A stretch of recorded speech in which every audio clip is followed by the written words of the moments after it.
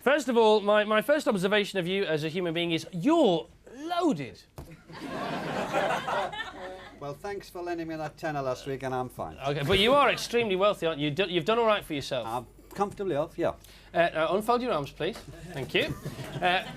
When you sold your shares in LWT, how much did you sell them for? Oh, come on. I've only sold a few.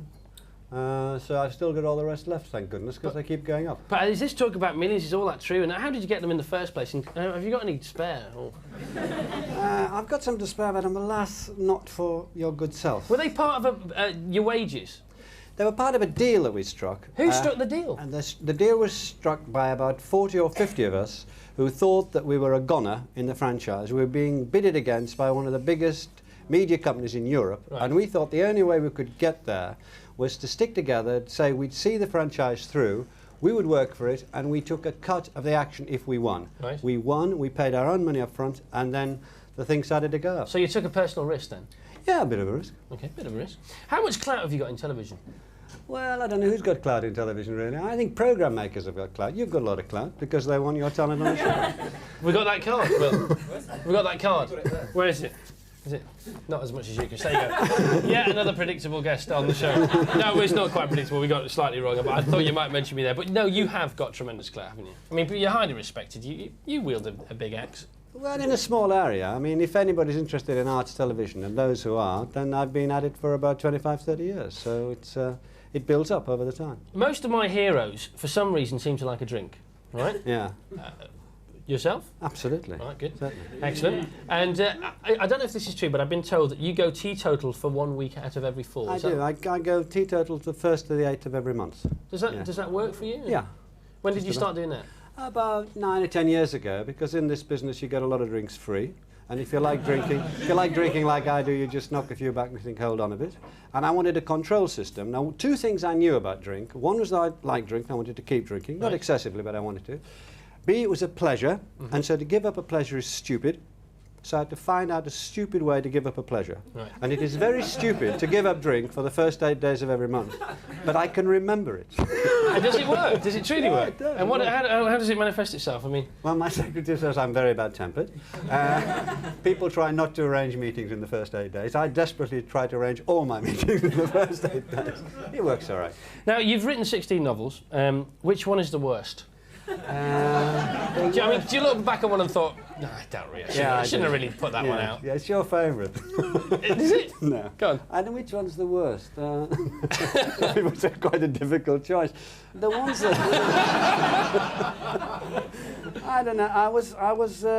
There was a novel called Kingdom Come I wasn't very pleased with. Yeah, I wouldn't mind having another crack at that. But actually, anybody who's written fiction would really like to take it back after a few years and write it again, but by that time you moved on to the next thing. Now, you're very successful now, but you were brought up in a pub, is that right? That's right. Okay. Now, I don't know. You're brought up in a pub, you're extremely educated, you're very informed, you're a novelist, you're a socialist, very well publicised socialist, but what class are you? Because I think you're a bit posh, but your biography doesn't suggest that. Yeah. Well, it's a mixture, isn't it? I mean, I was so you see the way, that's a posh thing to say. It's a posh thing to say, yeah. Well, I actually was brought up in a working class town. It started off in a council yard, if you really want to know, and then we went into a pub which was mainly a beer house. And then I won a scholarship to Oxford, and like in the good old Darwinian tradition, I started to adapt and started to talk like people I was talking to and with all the time, and got into this media business, television, and I suppose I'm sort of media class. Okay, that's a good answer. Were you originally working class, though, would you say? Yeah, definitely. So there's hope for me yet.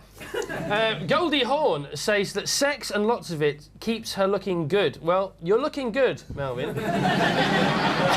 Don't you think, girls? Yeah. I'd just like to say thanks very much to Goldie. Okay, all right.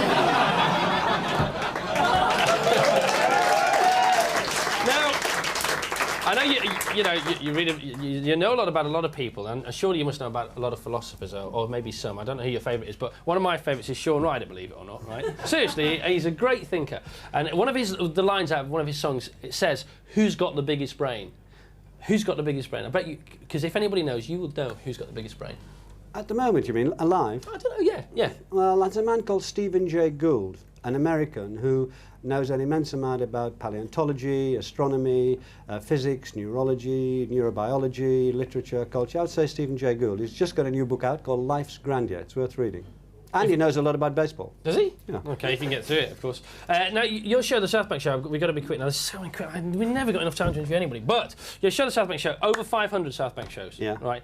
Are they getting more lightweight on purpose? Were you forced to make them more accessible? Absolutely not. We've always had a mixture. Our first show, the first show we ever did, about 500 ago, I had von Karajan, the great German conductor I could have put out, Ingmar Bergman, one of my favourite film directors I put out, but I deliberately led with a terrific film on Paul McCartney, because I wanted to say, look, popular art, the best popular art, whether it's popular entertainers or popular movies and that is just as much worth attention as traditional art. So we've always mixed. And this season we've had Victoria Wood and Howard Hodgkin, one of our great painters. We've had John Mills, and we have Jimmy McGovern of Cracker fame, one of our finest writers. Will you ever do a Melvyn Bragg South Bank show? Absolutely not. Absolutely not. There isn't enough material. Okay. Well, I'll tell you something, Melvyn. It takes a lot to get this lot to shut up during answers to questions. So thank you very much, Melvyn Bragg.